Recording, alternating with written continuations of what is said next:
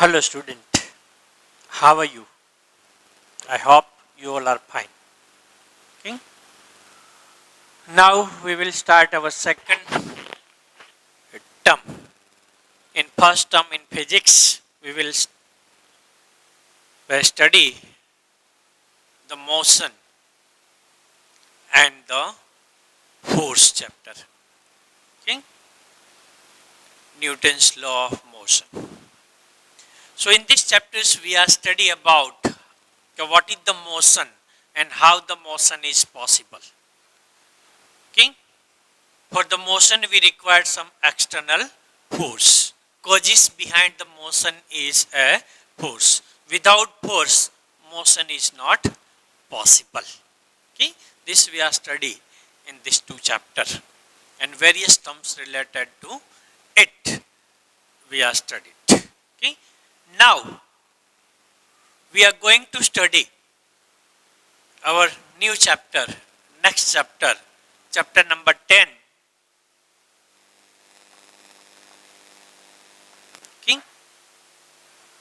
Of a physics, okay, gravitation.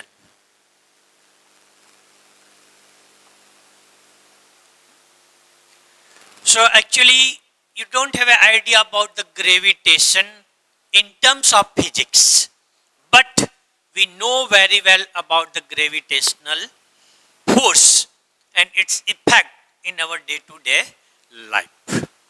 Okay, we are observing that when we are throwing any object in the sky, so it reach up to some height, and after reaching some height, it coming back on the surface of earth.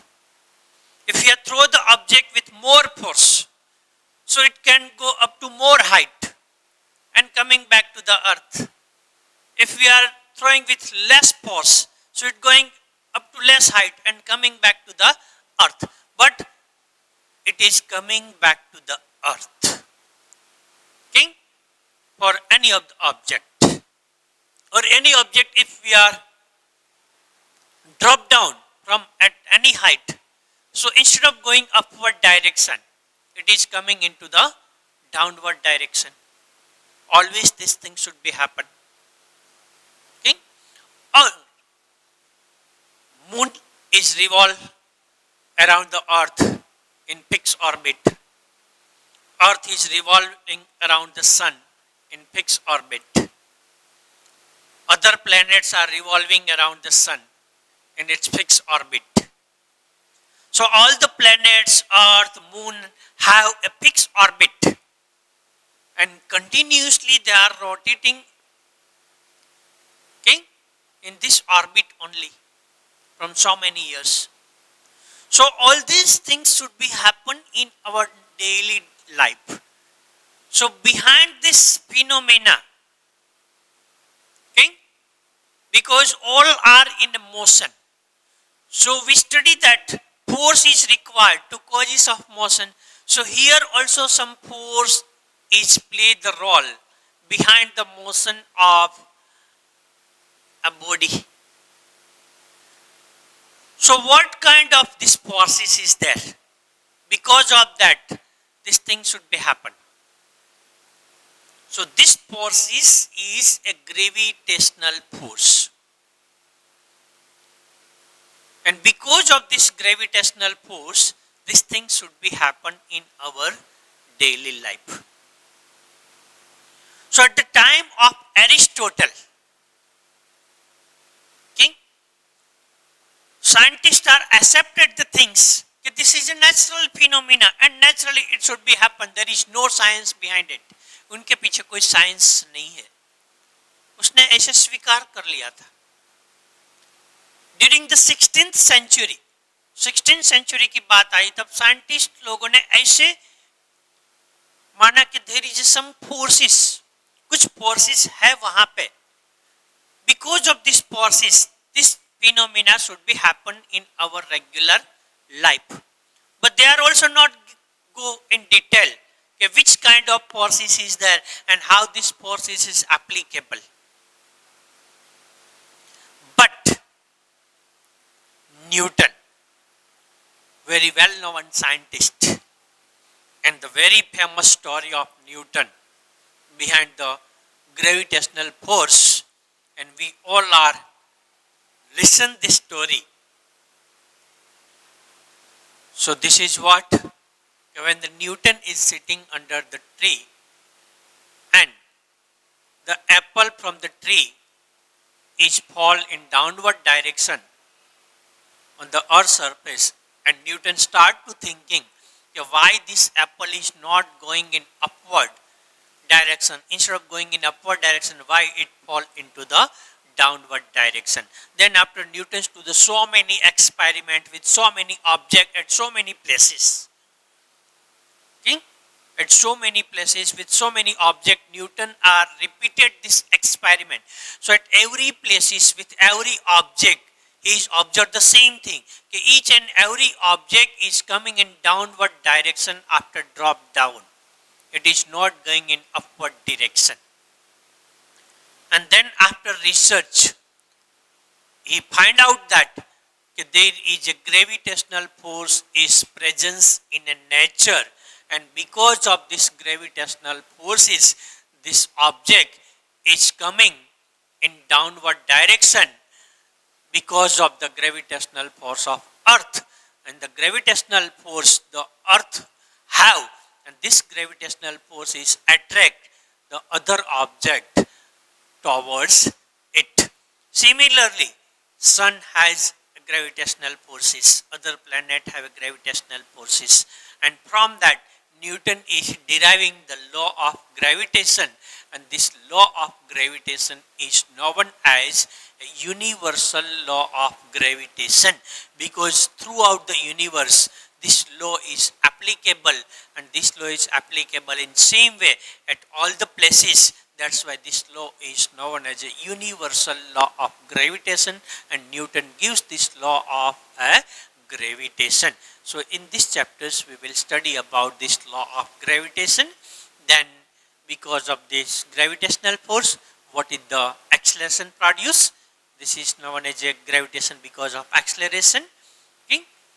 Then we will study of the freely falling body and what is the difference between weight and mass. Okay, so we will start with Newton's universal law of gravitation. Okay?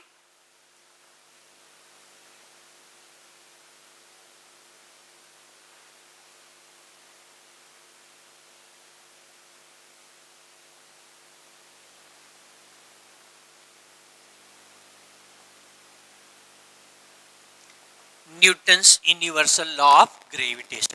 तो Newton ने क्या बताया, ये universal law कैसे work कर रहा है, ठीक है।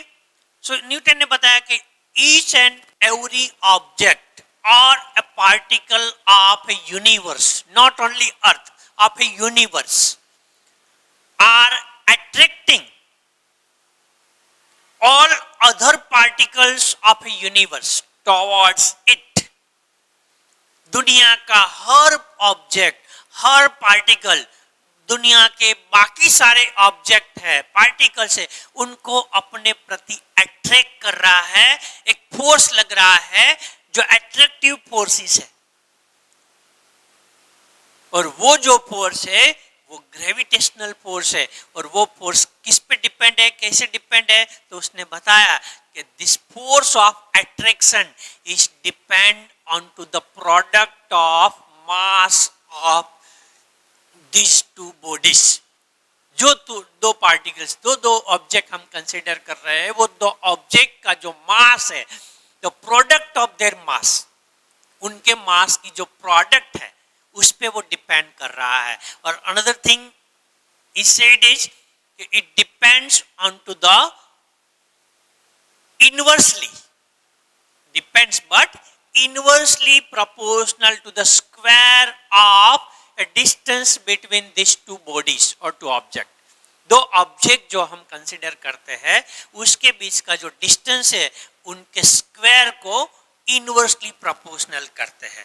तो we can write it, okay, the every object of universe, every object of universe attract every other object, okay? Every object of universe attract every other object, उनके सिवा बाकी सारे object with a force. एक force से एक object दुनिया के सारे ऑब्जेक्ट को अपने प्रति अट्रैक्ट कर रहा है, okay, with a force which, जो फोर्स है वो force which directly proportional to product of their mass. It directly proportional to the product of their mass. मतलब जो भी दो ऑब्जेक्ट हम कंसीडर कर रहे हैं वो दो ऑब्जेक्ट का जो मास है उनका प्रोडक्ट, उनका मल्टीप्लिकेशन, उस पे वो डायरेक्टली प्रोपोर्शनल कर रहा है. And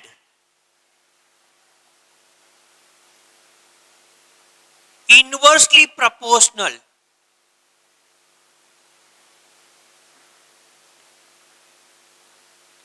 to square of distance between them. और दूसरा किससे डिपेंड करता है? Inversely proportional to the distance between this two object and square of it, उस पर डिपेंड करता है. ठीक है, so how we are define it कि every object of universe is attract every other object with a force and which directly proportional to the product of their mass and inversely proportional to a square of distance between them. Okay? तो अब इनको mathematical form में लिखते हैं, तो कैसे लिख पाएंगे? Let consider,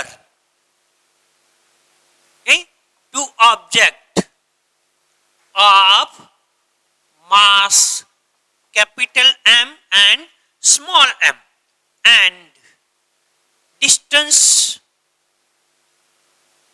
between them is d. उनके बीच का डिस्टेंस है उनको हम d लेते हैं और उनका मास है उनको हम लेते हैं capital M and small m. मतलब दो बॉडी है, दो ऑब्जेक्ट है, एक का मास m है, दूसरा जो बॉडी है उसका मास है स्मॉल m है, और ये दोनों के बीच का जो डिस्टेंस है दिस इज d. ये डिस्टेंस है वो d है. तो यहाँ पे जो फोर्स लगेगा वो फोर्स क्या आएगा? As per the definition the force is directly proportional to the product of their mass. मतलब दो बॉडी है उसका मास का product capital M into small m is F is directly proportional to it. ये दोनों के मास पे डिपेंड करेगा कि दोनों एक दूसरे पे कितना फोर्स लगा रहे हैं, क्योंकि ये ऑब्जेक्ट है इस पे फोर्स लगाएगा और ये ऑब्जेक्ट है वो इस पे फोर्स लगाएगा, दोनों एक दूसरे पे अट्रैक्टिव फोर्स लगाएंगे. तो ये फोर्स कितना होगा? So directly proportional to the product of their mass and inversely proportional to the square of distance between it. दोनों के बीच का जो डिस्टेंस है उनका स्क्वायर मतलब D square and inversely proportional. उनको कैसे प्रोपोर्शनल कर रहा है? इनवर्सली प्रोपोर्शनल कर रहा है. मतलब मास ज्यादा है तो फोर्स ज्यादा होगा, डिस्टेंस ज्यादा है तो फोर्स कम होगा. ठीक है, अगर इसको कंबाइनली लिखते हैं तो F is proportional to M M upon D square. F is proportional to M upon D square. अब ये proportionality को हम remove करते हैं तो we are getting constant over here and this constant we are writing with capital G M upon D square where G is the gravitational constant. G जो है वो क्या है? gravitational constant है, जिसकी वैल्यू है वो हमेशा क्या रहेगी? कांस्टेंट रहेगी throughout the universe. So we are getting F is equal to capital G M upon D square. Okay, so from this equation if you are writing the G. So G we are getting is equal to F d square m into m. So we are getting the formula for the gravitational constant G is equal to F d square m into m. So from this we can decide the SI unit of G. So SI unit of G we are getting is force is nothing but a Newton. Distance square is nothing but a meter square, and mass is nothing but a kg. So kg into kg, so kg square. So SI unit of G we are getting is Newton into meter square upon kg square, and this G is a scalar physical quantity. There is no need of direction, उनको कोई direction की जरूरत नहीं है, वो scalar physical quantity है, force है वो वेक्टर क्वांटिटी है। तो यहाँ पे हमने जो डिराइव किया ये जी जो है, ठीक है, उसमें तो जी we are getting is a scalar, उसको कोई डायरेक्शन की जरूरत नहीं रहती है, ठीक है। और universally the scientist name Cavendish is find out by the torsion instrument, okay, what is the value of G. So value of G getting is 6.67 into 10 to the power minus 11 Newton meter square upon kg square. The value of G, okay, the scientist name is Cavendish is find out, and he is getting the value of G is 6.6 10 to the power minus 11 Newton into meter square upon kg square. Okay, this is the final value, universally accepted value of a G. G का है वो universally accepted value है, उसने निकाला जो, okay, और this value is 6.67 into 10 to the power minus 11 Newton meter square upon kg square. Okay, so this law is nothing but a universal law of gravitation. Okay, once again we recall it.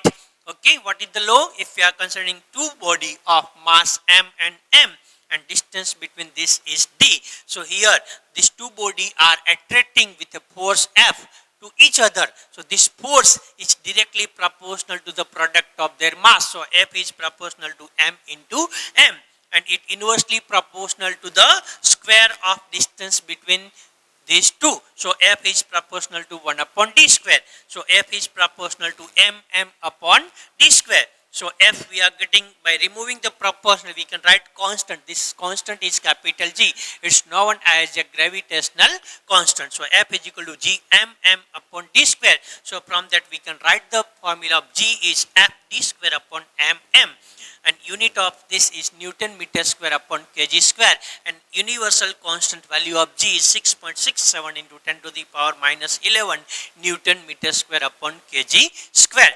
तो अगर वो gravitational को हमें define करना है तो हम कैसे करेंगे? We are considering the mass is of 1 kg, both the mass is 1 kg, okay, and distance between object is 1 meter. Distance between object is 1 meter. Then F we are getting is equal to G m upon d square. So putting the value we are getting F is equal to G. Okay, so what is the meaning of gravitational force? See, when we are considering the unit mass of a body and unit distance at the time, whatever the force is applicable as a gravitational force, this force is nothing but a gravitational constant. जो force होगा वो equal to the gravitational constant होगा when we are considering, okay, unit mass and unit distance. Okay, so this is a universal law of gravitation. Okay, next move. Okay? आगे चलते हैं.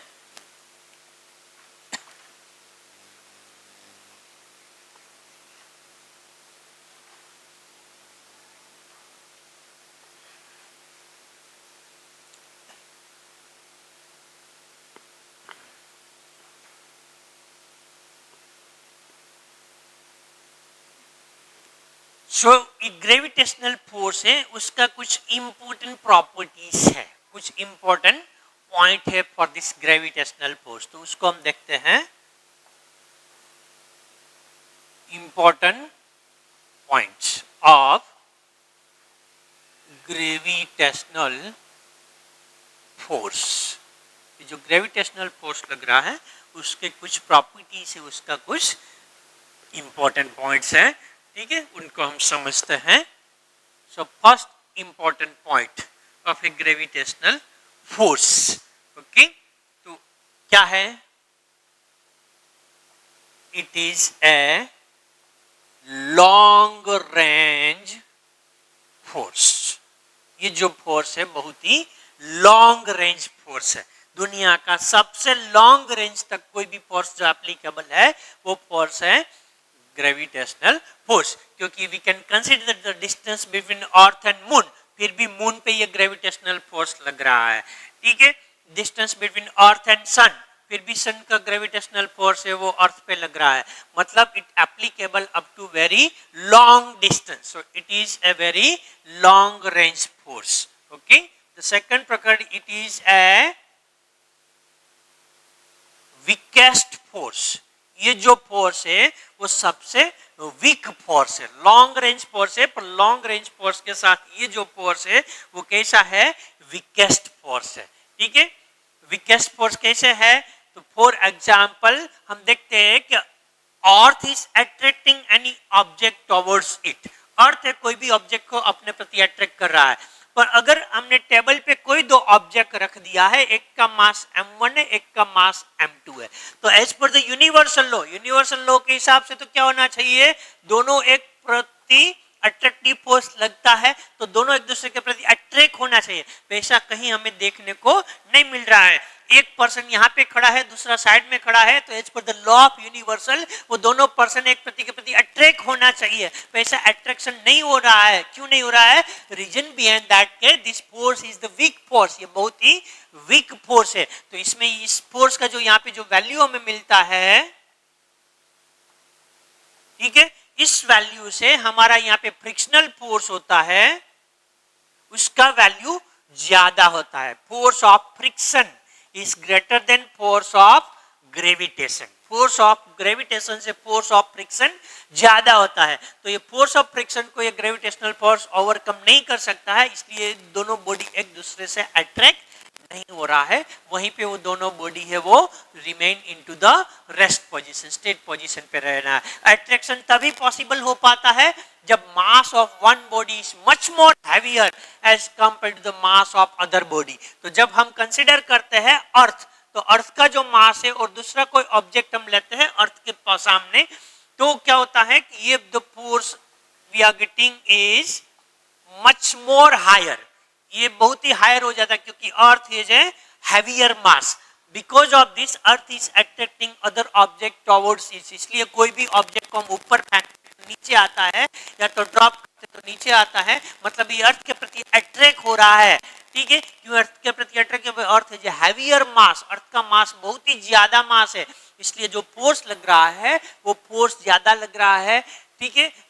इसीलिए वो object वो अर्थ के प्रति क्या हो रहा है? अट्रैक्ट हो रहा है, ठीक है।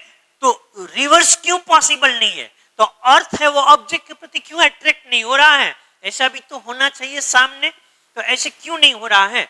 एक्चुअल में ऐसे होना चाहिए, पर रीजन बिहाइंड दैट इज कि force is proportional to mass into acceleration. जो फोर्स लग रहा है वो फोर्स से बॉडी में एक्सेलरेशन प्रोड्यूस होता है, and because of this acceleration the body comes into the motion, body वो मोशन में आता है। तो यहाँ पे क्या होता है कि ये जो यहाँ पे जो फोर्स लग रहा है mass into acceleration, so mass of this body m is very very less, ये बहुत ही लेस होता है, तो एक्सेलरेशन इज हाई, इसका एक्सेलरेशन हाई हो जाता है। That's why this body is attract toward the earth, earth की तरफ वो मूव हो रहा है, एक्सेलरेट हो रहा है। तो यहाँ पे क्या हो रहा है? Force is equal to mass into acceleration. So mass of the earth is heavier. Mass बहुत ही ज्यादा है यहाँ पे. The mass is very high. So यहाँ पे acceleration is very less. तो acceleration यहाँ पे जो produce होगा वो जीरो बराबर है, negligible है. That's why earth is not attracted toward the object. Earth है वो object के प्रति attract नहीं हो रहा है, यहाँ पे एक्सेलरेशन प्रोड्यूस नहीं हो रहा है, ठीक है। यहाँ पे एक्सेलरेशन प्रोड्यूस हो रहा है क्योंकि इनका मास कम है, दोनों जगह पे फोर्स तो इक्वल है, इक्वल फोर्स एप्लीकेबल है जो ग्रेविटेशनल फोर्स लग रहा है। तो यहाँ पे क्या हो रहा है? एक्सेलरेशन प्रोड्यूस हो रहा है बिकॉज मास इज लेस, और यहाँ पे एक्सेलरेशन प्रोड्यूस नहीं रहा है बिकॉज इसीलिए है कि moon is attracted toward the earth, for earth is not attracted toward the moon and earth is attracted toward the sun but sun is not attracted toward the earth. Okay ये difference जो है वो difference reason behind that. तो ये जो force है वो weakest force है, लॉन्ग रेंज फोर्स है. ठीक है. थर्ड है it is A attractive force. ये जो फोर्स है वो हमेशा अट्रैक्टिव फोर्स है, क्योंकि हम पढ़ चुके हैं कि फोर्स दो टाइप के होते हैं, अट्रैक्टिव फोर्सेस और रिपल्सिव फोर्सेस. तो हमेशा ये जो फोर्स है वो अट्रैक्टिव फोर्सेस ही रहता है. यहाँ पे कभी ग्रेविटेशनल फोर्स है वो रिपल्सिव फोर्स नहीं होता है, always it is A attractive forces. The next point is it follow और इट ओबे Newton's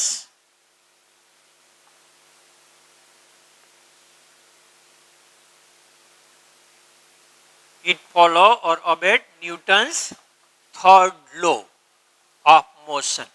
It follow the Newton's third law of motion. मतलब action and reaction are equal. तो मतलब ये ऑब्जेक्ट इस पे जो फोर्स लगा रहा है और ये ऑब्जेक्ट इस पे जो फोर्स लग रहा है, both the force are equal. Action reaction force का जो पेयर होता है वो पेयर क्या होता है, इक्वल पेयर होता है. ठीक है. So it means it follow the Newton's third law of Newton. Newton का थर्ड लॉ फॉलो होता है.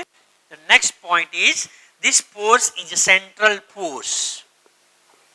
This is a central force. So what do you mean central force? Central force, it means force is applicable on the line joining the center of two body.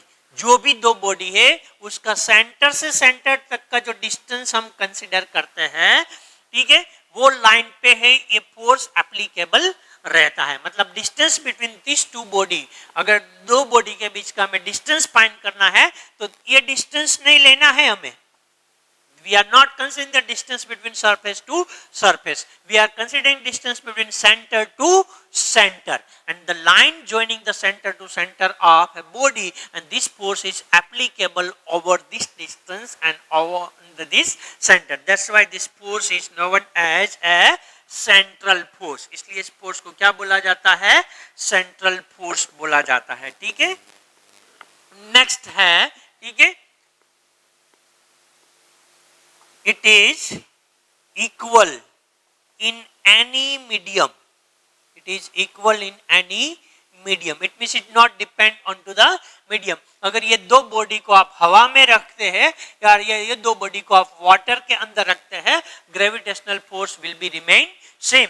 Gravitational force है वो क्या रहेगा, same रहेगा, उस पर कोई difference नहीं रहेगा. It means it not depend on to the medium. वो मीडियम पे डिपेंड नहीं कर रहा है. आप कोई भी मीडियम में दो ऑब्जेक्ट ले लो तो gravitational effect will be remain same in any media. कोई भी मीडिया में ग्रेविटेशनल फोर्स उनका इफेक्ट जो है वो इफेक्ट क्या रहेगा, सेम रहेगा. ठीक है. वो इफेक्ट में कोई चेंज नहीं आएगा. ठीक है. So this are the some points which is important for the gravitational force. ठीक है. तो कौन सा पॉइंट हमने देखा कि it is a long range force, जिसकी रेंज बहुत लॉन्ग है. मतलब अर्थ से लेके सन तक का जो डिस्टेंस है वहां तक भी ये फोर्स एप्लीकेबल है. ठीक है. इट्स ए वीकेस्ट फोर्स, बहुत ही वीक फोर्स है. वो हमारे लिए एक गुण है, आशीर्वाद है. अगर ये वीकेस्ट फोर्स नहीं होता तो दुनिया का हर ऑब्जेक्ट, हर आदमी, हर चीजें एक दूसरे के साथ क्या होता, कोलाइड होता, एक दूसरे के साथ अट्रैक्ट होता. पर ऐसा नहीं हो रहा है because our mass is very very less, so our force of gravitational is very very less as compared to the force of friction. Okay, so it's not happen. So it is a weakest force. It is always attractive forces. ठीक है. And it follows the Newton third law of motion. motion. So always action and reaction pair are equal. It means both the bodies are applying the same force on each other. But one body comes into the motion, the other body is not comes into the motion, because the mass of one body is heavier as compared to another body. So which body has a heavier mass, it cannot produce the acceleration, and the body which have a less mass, it produce the acceleration. So body which has a less mass is attracted toward the body which have a heavier mass. Okay? This is the central force. It means this force is always counting between the center of one body to the center of other body. It means this force is applicable on the line joining the center to the two body, and it is equal in any medium. It means it is not depend on to the media. Any media we are considering, the effect of gravitational force will be remain same. उनकी असर है वो same रहती है. ठीक है?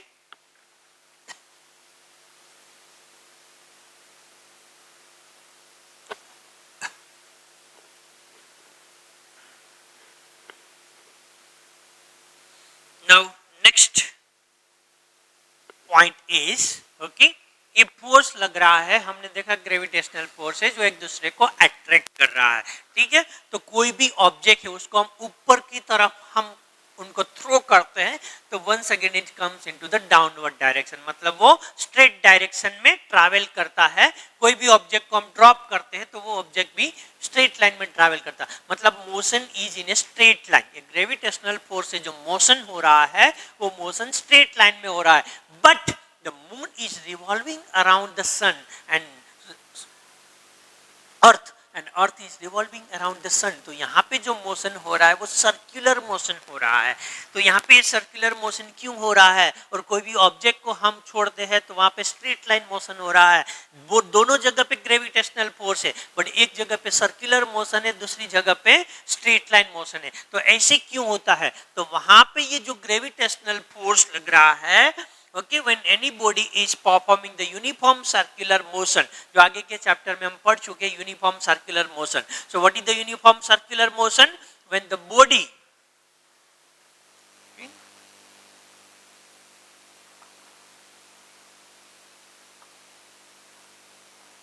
uniform circular motion. So कोई भी body, if one body is traveling with a constant speed in a circular path, so we can say that is perform the uniform circular motion. It travel with a constant speed in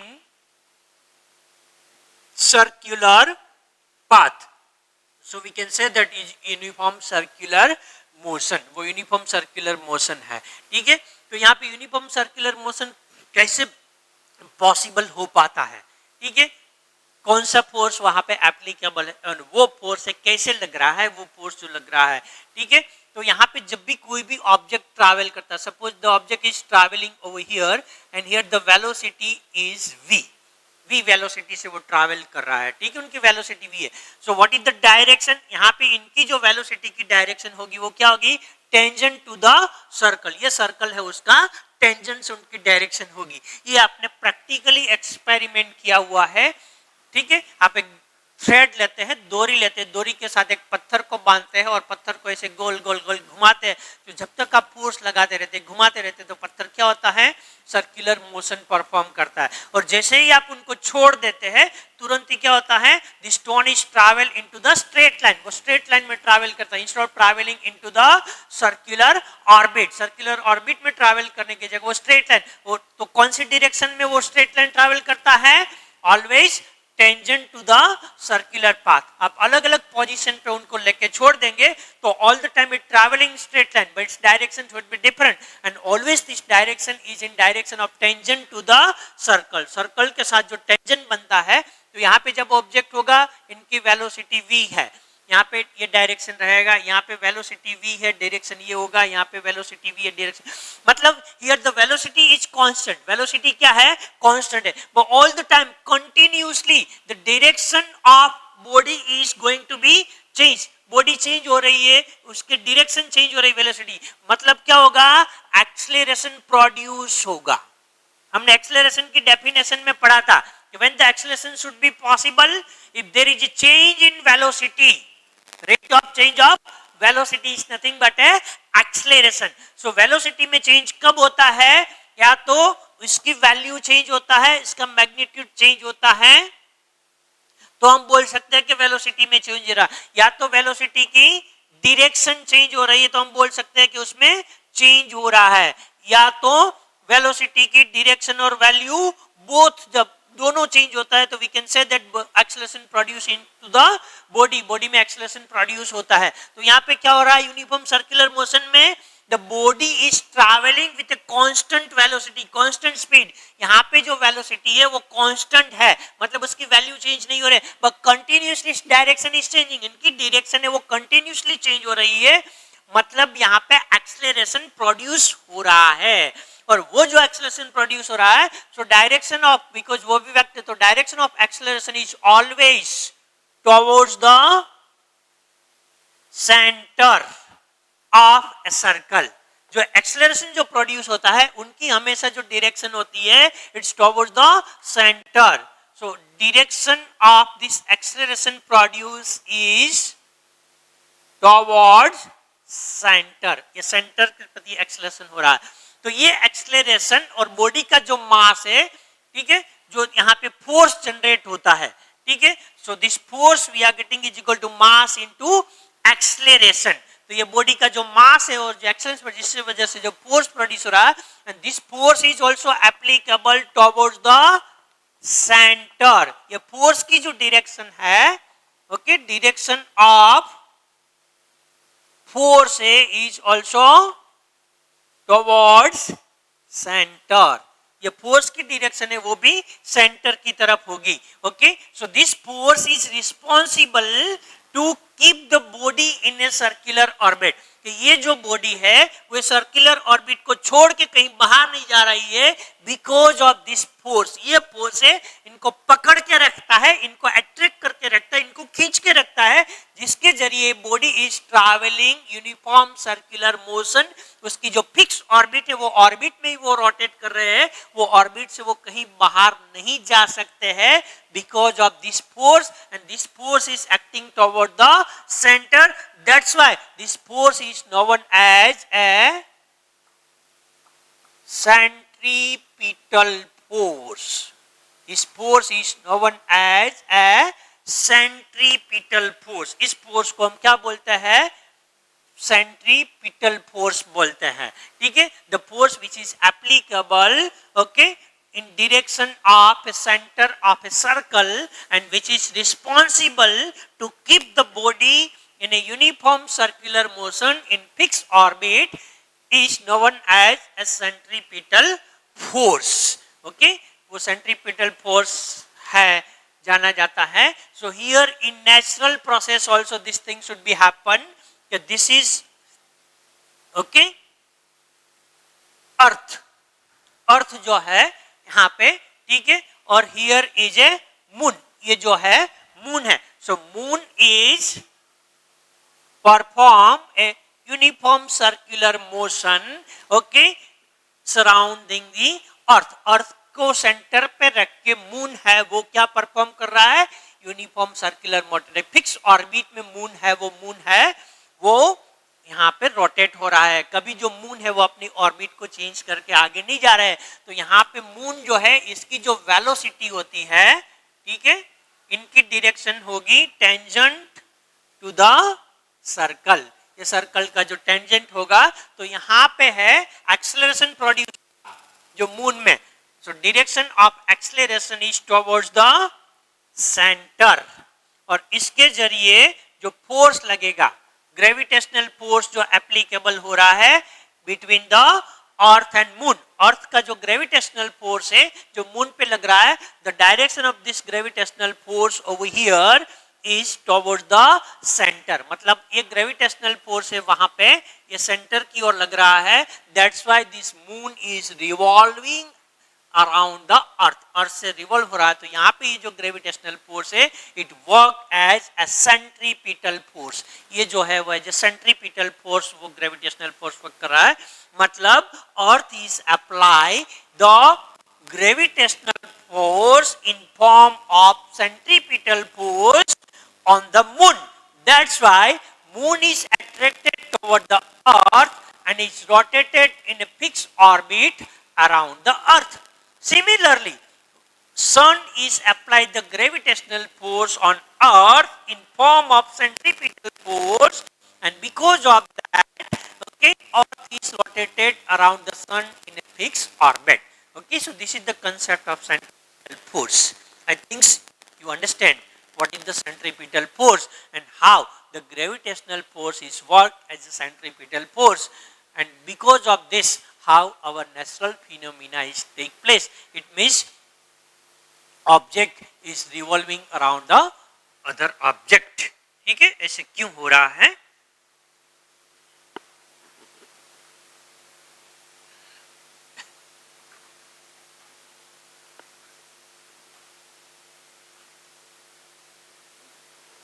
So now we will see some numericals basic. So your fundamental property of gravitational force is clear. वो clear हो जाएगी. ठीक है, so first numerical हम देखते क्या दिया हुआ है. What is the force of gravitation between 2 point masses of 1 kg and 2 kg kept at 1 meter apart. दो बॉडी दिया है, एक का मास m1 दिया है 1 kg दिया हुआ है, दूसरा बॉडी दिया है उसका मास m2 है वो 2 kg दिया हुआ है, और डिस्टेंस बिटवीन दिस टू है वो दिया है 2 metre, sorry 1 metre, it apart 1 metre. 1 metre दिया हुआ है ये दो ऑब्जेक्ट के बीच के. So what is the gravitational force over here? यहाँ पे कितना ग्रेविटेशनल फोर्स लगेगा? ठीक है, so we have formula F is equal to capital G m upon d square. तो value of G is 6.67 into 10 to the power minus 11. Here the mass over here this m1 and m2. Okay, here m1 and m2 and d square. So m1 is 1 kg, m2 is 2 kg, upon distance is 1, the square of it is 1. So here this value we are getting is 13.34 into 10 to the power minus 11 Newton. So यहाँ पे जो force लगेगा दोनों body के बीच का वो कितना होगा? 13.31 10 to the power minus 11. मतलब इनके आगे हम 11 जीरो लगाएंगे, इतना फोर्स लगता है. तो हमने प्रॉपर्टी में देखा था कि द वीकेस्ट फोर्स, ये फोर्स कैसा है? वीकेस्ट फोर्स है, बहुत ही कम फोर्स है, जिसके जरिए अगर ये दो ऑब्जेक्ट को हमने टेबल पे रख दिया है या तो कोई दो जगह पे रख दिया है तो ये दो जो ऑब्जेक्ट ऐसे ही रहेंगे, they are not attracting towards each other, वो एक दूसरे को अट्रैक्ट नहीं करेंगे, बिकॉज ये दोनों के बीच का जो ग्रेविटेशनल फोर्स लग रहा है it is very very less in form of 10 to the power minus 11 Newton. इतना फॉर्म में होता है तो एप्लीकेबल नहीं हो रहा है. नाउ सेकंड एग्जांपल हम देखते हैं क्या दिया हुआ है. ठीक है, what is the force of gravity acting on a point mass of 1 kg release from a height of 1 metre from the surface of Earth, and the radius of earth is 6.4 into 10 to the power 6 meter, and the mass of earth is 6 into 10 to the power 24 kg. ऐसे दिया हुआ है, ये अर्थ है and mass of the Earth दिया हुआ है, क्या दिया हुआ है? Mass of the 6 into 10 to the power 24 kg. और यहाँ पे एक ऑब्जेक्ट दिया हुआ है, यहाँ से इनकी हाइट है वो 1 मीटर की हाइट पे है, और मास ऑफ दिस ऑब्जेक्ट दिया हुआ है वो 1 kg दिया हुआ है. ठीक है, we have to find out the gravitational force over here. तो हमने पढ़ा था कि ग्रेविटेशनल फोर्स हमेशा हम कैसे कंसीडर करते हैं? Distance we have to consider is from centre to centre. तो यहाँ पे डिस्टेंस ये 1 मीटर रहेगा, तो इनके साथ अर्थ का जो रेडियस दिया हुआ है, ये जो दिया हुआ है the radius of Earth is given is 6.4 into 10 to the power 6 metre. इतना जो रेडियस है वो इनके दोनों के बीच का डिस्टेंस हुआ. तो यहाँ पे कितना फोर्स लगेगा? So force we are getting is Gmm upon D square. अब यहाँ पे डी स्क्वायर की जगह हम आर स्क्वायर भी लिख सकते हैं. तो जब हम अर्थ के सापेक्ष में, अर्थ के रेफरेंस में कोई भी ऑब्जेक्ट को हम कंसीडर करेंगे, so we are considering distance D is R, radius of Earth. ये डिस्टेंस को हम निग्लेक्ट कर सकते हैं क्योंकि ये डिस्टेंस के सामने इनका कोई वैल्यू नहीं है. So we can neglect the height of a object, जो अर्थ से जो ऑब्जेक्ट की दूरी है उनको हम निग्लेक्ट कर सकते हैं, but we have to consider distance is radius of Earth. Radius of Earth को हम कंसीडर करते हैं, तो instead of D we can write the R square. ठीक है। सो जी है 6.67 into 10 to the power -11, mass of the Earth दिया है 6 into 10 to the power 24, mass of object दिया है 1 kg and distance between this है radius of 6.4 into 10 to the power 6 whole square. ऐसे आएगा। अगर इनको हम सॉल्व करते हैं so the value we are getting is 9.7 newton. तो ये अर्थ है वो ये ऑब्जेक्ट के प्रति 9.7 न्यूटन फोर्स लगाएगी। मतलब ये फोर्स कुछ एप्लीकेबल फोर्स हुआ। यहाँ पे हमने देखा था द फोर्स नेग्लिजिबल था तो ये अट्रैक्ट नहीं हो रहा था। यहाँ पे अभी फोर्स है एप्लीकेबल फोर्स है, 9 न्यूटन फोर्स लग रहा है। मतलब इतने फोर्स है ये जो ऑब्जेक्ट है उनको अर्थ अपने प्रति क्या करेंगे, अट्रैक्ट करेंगे। ठीक है। So earth is attracting this object with the force of 9.7 newton. इतने फोर्स से वो अट्रैक्ट करेंगे। अब थर्ड एग्जाम्पल हम देखते हैं। ठीक है। तो और आपको क्लियरेंस मिलेगा। ठीक है। क्या दिया है, calculate the force of gravitation between earth and sun. Earth और सन के बीच का ग्रेविटेशनल फोर्स हमें कैलकुलेट करना है। ये अर्थ है ये सन है। अब दोनों का मास हमें दिया हुआ है, mass of earth and mass of sun, और दोनों के बीच का यहाँ पे हमने डिस्टेंस दिया हुआ है। ठीक है। तो क्या दोनों का मास दिया हुआ है, तो mass of Earth is 6 into 10 to the power 24 kg and mass of sun is 2 into 10 to the power 30 kg। ये दिया हुआ है 6 into 10 to the power 24 kg और ये मास दिया है 2 into 10 to the power 30 kg। ठीक है। ये दोनों का मास दिया हुआ है और distance between this two is given 1.5 into 10 to the power 11। दोनों के बीच का डिस्टेंस है 1.5 into 10 to the power 11 metre. ये है दोनों के बीच का डिस्टेंस दिया हुआ है। ठीक है। तो इससे हमें फोर्स कैलकुलेट करना है। तो force we are getting is equal to GMEMS upon d square, mass of Earth into mass of sun upon distance. So this we are getting 6.67 into 10 to the power -11. Mass of Earth is 6 into 10 to the power 24. Mass of Sun is 2 into 10 to the power 30 upon distance between these two is 1.5 into 10 to the power 11 whole square. ठीक है। ये आएगा और इनको हम solve करते हैं तो value we are getting is approximate 35 into 10 to the power 20 35 into 10 to the power 21 newton. इतना ज्यादा फोर्स होगा। 35 into 10 to the power 21 मतलब इनके आगे 21 जीरो। इतना ज्यादा फोर्स है वो सन है वो अर्थ पे लगाएगा। तो सन का जो ग्रेविटेशनल फोर्स अर्थ पे लगेगा क्योंकि अर्थ का यहाँ पे इफेक्ट नहीं होगा क्योंकि mass of sun is much more heavier as compare to mass of Earth. ठीक है। तो इतना फोर्स लगेगा। मतलब है कि यहाँ पे जो सन है, सन के आसपास अर्थ जो है वो रोटेट कर रही है तो यहाँ पे ये फोर्स लगेगा gravitational force which is work as a centripetal force and this force is equal to 35 into 10 to the power 21 newton. इतना ज्यादा फोर्स होगा जिसकी वजह से अर्थ है वो कंटिन्यूसली सन के आसपास इतने हेवियर होने के बावजूद भी एक फिक्स ऑर्बिट में रोटेट हो रही है। वो अपनी ऑर्बिट छोड़ के कहीं बाहर नहीं जा पाती है बिकॉज इतने फोर्स से सन है वो अपने प्रति अर्थ को अट्रैक्ट करके रखते हैं। ठीक है। सो from this example you should understand the properties, how it is a long range force, how it is a weakest force, how it applicable as a centripetal force, which body is produce the acceleration, which body is not produce the acceleration. ठीक है। ये सारी चीज इससे हमें समझ में आ रही है इस न्यूमेरिकल से। ठीक है। तो today we will stop here. Okay. In next lecture we will go ahead. Thank you.